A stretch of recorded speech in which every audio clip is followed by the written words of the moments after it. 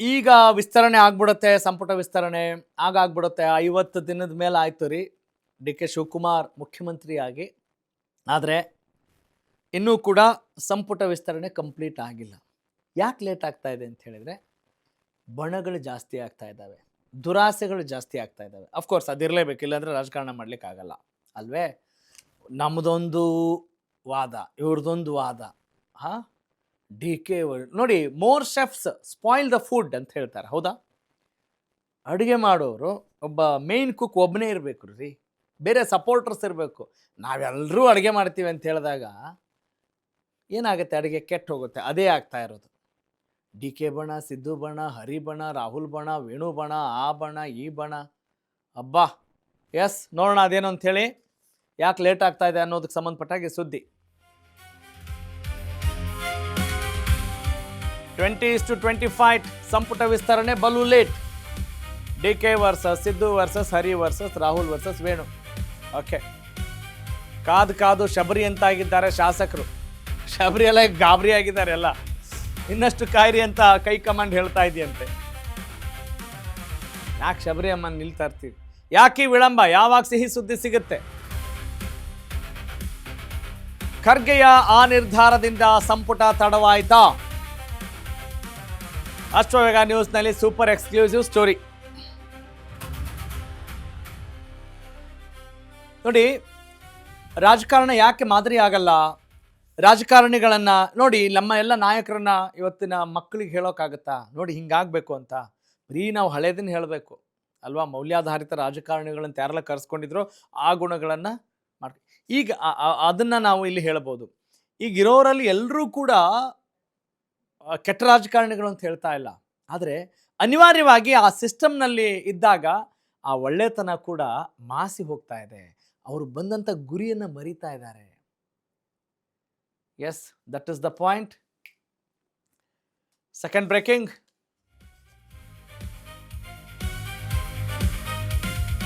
ರಾಜ್ಯ ಸಚಿವ ಸಂಪುಟದ ವಿಸ್ತರಣೆ ಸರ್ಕಸ್ ಮುಗಿಯೋ ಲಕ್ಷಣಗಳು ಕಾಣ್ತಾ ಇಲ್ಲ. ಹೈ ಲೆವೆಲ್ ಸಭೆ ಮಧ್ಯೆ ಬೆಂಗಳೂರಿಗೆ ಬಂದಿದ್ರು ಖರ್ಗೆ ಬಂದಿರದಿದ್ರೆ ವಿಸ್ತರಣೆ ಸರ್ಕಸ್ಸು ಮುಗಿತಾ ಇತ್ತಾ?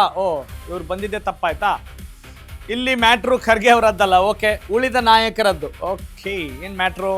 Very curious. ಯಾರು ಸಂಪುಟ ಸೇರಬೇಕು ಎಂಬುದೇ ದೊಡ್ಡ ಗೊಂದಲ. 5 ನಾಯಕರು ಹಿಡಿದ ಪಟ್ಟಿನಿಂದ ವಿಸ್ತರಣೆ ವಿಳಂಬ ಆಗ್ತಾ ಇದೆಯಂತೆ. D K versus Siddu versus ಆಯ್ತು ಬಿಡ್ರಪ್ಪ.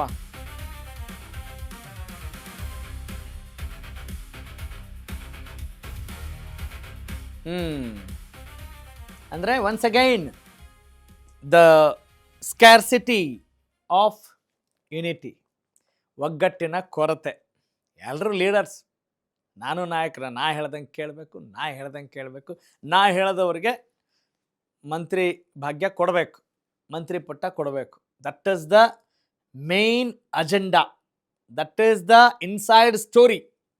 ಮೇಲ್ನೋಟಕ್ಕೆ ಏನೋ ಹೇಳ್ಬೋದು, ನಮ್ದು ಅಲ್ವಾ, ಸಮಾಜದ ದೃಷ್ಟಿಕೋನದಿಂದ ನಾವು ಆರ್ಥಿಕವಾಗಿ, ಜಾಗತಿಕವಾಗಿ, ಭೌಗೋಳಿಕವಾಗಿ, ಆ ಭಾಷಣ ಎಲ್ಲ ಬೇಡ ಸ್ವಾಮಿ.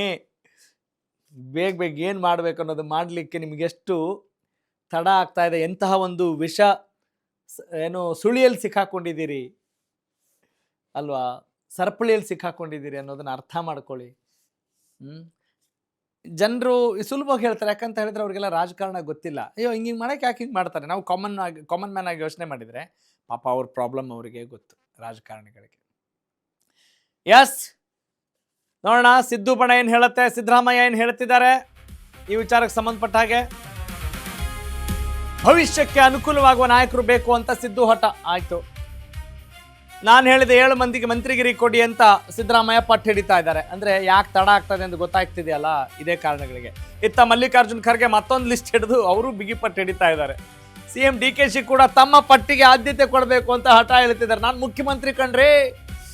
ಇನ್ನೂ ಅಚ್ಚರಿ ಅಂತ ಹೇಳಿದ್ರೆ, ಸುರ್ಜೇವಾಲಾ, KC ವೇಣುಗೋಪಾಲ್ ಕೂಡ ತಂತ್ರ ರೂಪಿಸ್ತಾ ಇದ್ದಾರೆ. ಮಿನಿ ಪಟ್ಟಿ ಹಿಡಿದು ಸುರ್ಜೇವಾಲಾ, ವೇಣುಗೋಪಾಲ್ ಕೂಡ ರೇಸಲ್ಲಿದ್ದಾರೆ, ಸರ್ಕಸ್ ಮಾಡ್ತಿದ್ದಾರೆ.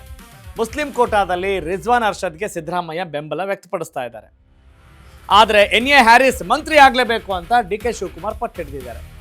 ಇದು ಮುಸ್ಲಿಂ ಕೋಟಾ ಅಂತ ನೋಡೋಣ, ಅಥವಾ ಆ ಬಣ್ಣದವ್ರಿಗೆ ಈ ಬಣ್ಣದ ಎಲ್ಲ ಬಣ್ಣದವ್ರಿಗೆ ಕೊಡಬೇಕು ಅಂತನ. ಈ ಮಧ್ಯೆ ಖನೀಜ್ ಫಾತಿಮಾ ಪರ ಮಲ್ಲಿಕಾರ್ಜುನ್ ಖರ್ಗೆ, ಹೈದರಾಬಾದ್ ಕರ್ನಾಟಕ, ಅವರು ಭರ್ಜರಿ ಬ್ಯಾಟ್ ಬೀಸ್ತಾ ಇದ್ದಾರೆ. ಮತ್ತೊಂದೆಡೆ ಜಮೀರ್ ಪರ KC ವೇಣುಗೋಪಾಲ್. ಹೀಗೆ ನಾಯಕರ ಮಧ್ಯೆ ಕಿತ್ತಾಟ, ಹೈಕಮಾಂಡ್ ದೂರ ತೀರದಲ್ಲಿ ಹೋಗ್ತಾ ಇದೆ. ಮುಂದಿನ ವಾರ ಆದರೂ ನಡೆಯುತ್ತಾ CM DK ಸಂಪುಟ ವಿಸ್ತರಣೆ ಅನ್ನೋದು ವಿಚಾರ. ನೋಡ್ರಿ, ಇದರಲ್ಲಿ ಏನ್ರಿ ಸೀರಿಯಸ್ನೆಸ್ ಇಂದ ನಾವು ಈ ಸುದ್ದಿ ಕೊಡ್ಬೇಕು ಅಲ್ವಾ? ನಾವು ಖುಷಿಯಿಂದ ಕೊಡುವಂಥ ಸುದ್ದಿನ ಇದು ಅಂತ ಅನ್ನಿಸ್ತಾ ಇದೆ ನನಗೆ. Not at all. ಹಿಂಗಿದೆ ಈ ಕರ್ಮಕಾಂಡಗಳನ್ನು ನಿಮ್ಮ ಮುಂದೆ ಹೇಳ್ತಾ ಇದ್ದೀವಿ. ಹಿಂಗಿದೆ. ಹಾಗಾಗಿ ಯೋಚನೆ ಮಾಡಬೇಕಾಗಿದೆ. ರೆಸ್ಪಾನ್ಸಿಬಲ್ ವೋಟರ್ ಆಗಬೇಕಾಗಿದ್ದೀವಿ ನಾವು, ನೀವೆಲ್ಲ. ಬರೀ ಇದನ್ನ ಯಾಕೆ ಬೈಯೋದ್ರಿಂದ ಮುಗಿದೋಯ್ತಾ? ಎಷ್ಟು ಚೆನ್ನಾಗಿ ಬೈತೀವಿ ಅಲ್ಲ. ನೆಕ್ಸ್ಟ್ ಏನು ಮಾಡಬೇಕು ಅದ್ರ ಬಗ್ಗೆ ಯೋಚನೆ ಮಾಡೋಣ. ಎಸ್, ಈಗ ಸಿದ್ದರಾಮಯ್ಯನವ್ರ ಹಠ ಏನು? 7 ಹಠ ಏನು ಗೊತ್ತಾ? ಎಸ್, KM ಶಿವಲಿಂಗೇಗೌಡರು ಅರಸೀಕೆರೆ ಕ್ಷೇತ್ರದ ಶಾಸಕರಿಗೆ ಕೊಡಬೇಕು, ಚಾಮರಾಜನಗರದ ಪುಟ್ಟರಂಗ ಶೆಟ್ಟಿಗೆ ಮಂತ್ರಿ ಸ್ಥಾನ ಕೊಡಲೇಬೇಕು, ಯಾಕೆ ನಾನು ಮುಖ್ಯಮಂತ್ರಿ ಸ್ಥಾನದಿಂದ ಇಳಿದಿಲ್ವಾ ಅಂತ. ಪಿರಿಯಾಪಟ್ಟಣದ K ವೆಂಕಟೇಶ್ ಅವರಿಗೂ ಕೂಡ ಸಚಿವ ಸ್ಥಾನ ಸಿಗಬೇಕು. ಇದೆಲ್ಲ ಸಿದ್ದರಾಮಯ್ಯನವರ ಪಟ್ಟು. ಶಿವಾಜಿನಗರದಿಂದ ರಿಜ್ವಾನ್ ಅರ್ಷದ್ ಅವ್ರಿಗೆ ಕೊಡಬೇಕು ಮುಸ್ಲಿಂ ಕೋಟಾದ ಅಡಿಯಲ್ಲಿ. ವಿಜಯಪೇಟೆಯಲ್ಲಿ AS ಪೊನ್ನಣ್ಣ, ಬ್ಯಾಡ್ಗಿಯ ಬಸವರಾಜ್ ಶಿವಣ್ಣವರ್, ಇವರು ಈಗ ಇವ್ರ ಹೆಸರು ಇರಲಿಲ್ಲ, ಯಶವಂತರಾಯ್ ಪಾಟೀಲ್ ಇಂಡಿಯಿಂದ. ಇದನ್ನೇ ಸುದ್ದಿ ಕೊಡ್ತಾ ಹೋಗೋಣ. ಈಗಾಗತ್ತೆ ಈ 2 ವರ್ಷ ಬರೀ ಇದನ್ನೇ ಮಾಡ್ಬಿಡೋಣ, ಹೆಂಗಿರುತ್ತೆ. KM ಶಿವಲಿಂಗೇಗೌಡರು ಓಕೆ, ಅವರು ಒಂದಿಷ್ಟು 7 ಜನರಿಗೆ ಹೇಳಿದ್ದಾರೆ. ಅವ್ರು ಯಾರ್ಯಾರು ಅಂತ ನೋಡಿದ್ರಿ ನೀವು. ಸಿದ್ದರಾಮಯ್ಯನವರ ಲಿಸ್ಟಲ್ಲಿರುವಂಥವ್ರು, ಅವ್ರ ಪಟ್ಟಿಯಲ್ಲಿ ಎಲ್ಲರ ಪಟ್ಟಿನೂ ಒಂದೊಂದಿದೆ. ಎಷ್ಟು ಜನ ಇನ್ನೊಂದಿಷ್ಟು ಖಾತೆ ಮಾಡಿಬಿಡೈತೆ ಹೋಗಲಿ ಅಲ್ವಾ? ಎಲ್ಲರಿಗೂ ಬರೋರಿಗೆ ಎಲ್ಲರಿಗೂ ಮಂತ್ರಿ ಸ್ಥಾನ ಕೊಟ್ಬಿಟ್ರೆ ಹೆಂಗಿರುತ್ತೆ ಅತ್ತಾಗೆ? ಈ ಒಂದು ಖಾತೆ ಹೊಸದಾಗಿ ಸೃಷ್ಟಿ ಮಾಡಿ. ಈಗ ಹೆಂಗೆ DCM ಹುದ್ದೆ 2-3 ಮಾಡ್ತಿರಲ್ಲ, ಅದೇ ಥರ ಇವನು ಮಾಡಿಬಿಡಿ, ಕಟ್ ಮಾಡಿಬಿಡಿ. ಇನ್ನು ಮುಸ್ಲಿಂ ಮಂತ್ರಿ ಹಠ, DK ಶಿವಕುಮಾರ್ ಬಣ NA ಹ್ಯಾರಿಸ್, ಮಲ್ಲಿಕಾರ್ಜುನ್ ಖರ್ಗೆ ಬಣದಿಂದ ಖನೀಜ್ ಫಾತಿಮಾ, ವೇಣುಗೋಪಾಲ್ ಬಣದಿಂದ ಜಮೀರ್ ಅಹಮದ್ ಖಾನ್, ಸಿದ್ದರಾಮಯ್ಯ ಬಣದಿಂದ ರಿಜ್ವಾನ್ ಅರ್ಷದ್. ಅಂದರೆ ಇದು ಮುಸ್ಲಿಂ ಕೋಟಾ ಅಂತ ಬಂದಾಗ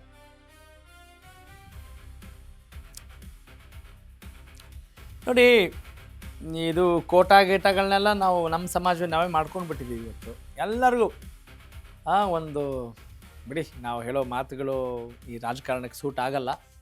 ಮುಂದಕ್ಕೆ ಹೋಗೋಣ. ಮಹಿಳೆಯರ ಕೋಟಾದ ಅಡಿಯಲ್ಲಿ ಏನು ಫೈಟ್ ನಡೀತಾ ಇದೆ ನೋಡೋಣ. ಎಸ್, DKC ಬಣದಿಂದ ಲಕ್ಷ್ಮೀ ಹೆಬ್ಬಾಳ್ಕರ್, ಅಂದರೆ DK ಶಿವಕುಮಾರ್ ಪಟ್ಟಿಯಲ್ಲಿರುವಂಥವ್ರು ಇವರು. DK ಶಿವಕುಮಾರ್ ಇವ್ರ ಪರವಾಗಿ ಬ್ಯಾಟ್ ಬೀಸ್ತಾ ಇದ್ದಾರೆ.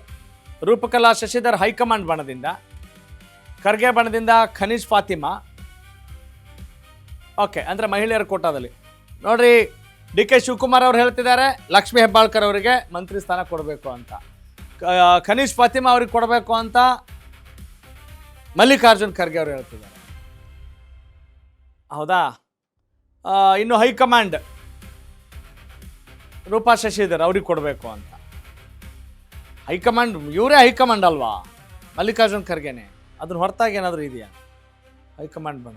ಓಕೆ, ಇರ್ಬೋದು, ನೀವು ಯೋಚನೆ ಮಾಡಿ. ಓಕೆ ಆಯಿತು ಬಿಡಿ, ಇಷ್ಟಿಷ್ಟು ಜನ ಇದ್ದಾರೆ, ಯಾಕೆ ಲೇಟು ಅಂತ ಆಯಿತು. ಈಗ ನೆಕ್ಸ್ಟ್ ಏನು? So what?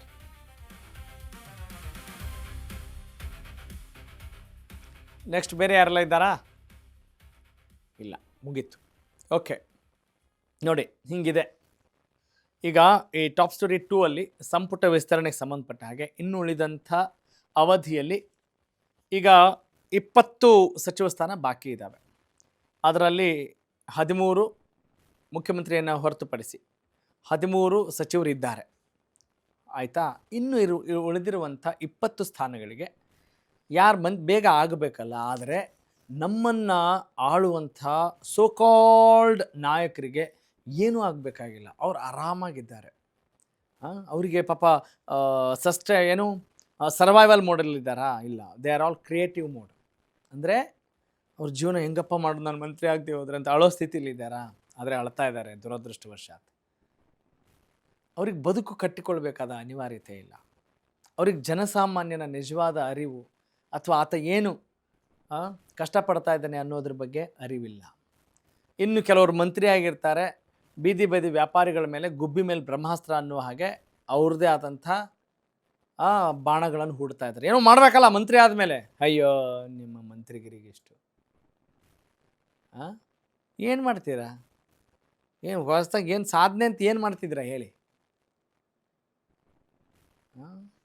ಎಸ್, ನೋಡಿ ನಿಮಗೆ ಬಿಟ್ಟಿದ್ದು ಇದು ಸದ್ಯದ ಜನರ ಲೆಕ್ಕಾಚಾರ ಅಂತ ನಾನು ಹೇಳ್ತಾ ಇದ್ದೀನಿ. ಯಾರಾದರೂ ಸೂಪರ್ ರೀ ಅಂತ ಬಂದುಬಿಡಲಿ ನಮ್ಮ ಜನ, ಏನೆಲ್ಲ ಸಚಿವರೆಲ್ಲ ಇದ್ದಾರಲ್ಲ ಸೂಪರ್, ನಿಮ್ಗೆ 100 ಔಟ್ ಆಫ್ ಬೇಡ 90% ತೊಗೊಂಬನ್ನಿ, ಆವಾಗ ನಾವು ಮಾತೇ ಆಡಲ್ಲ ನಿಮ್ಮ ವಿರುದ್ಧವಾಗಿ.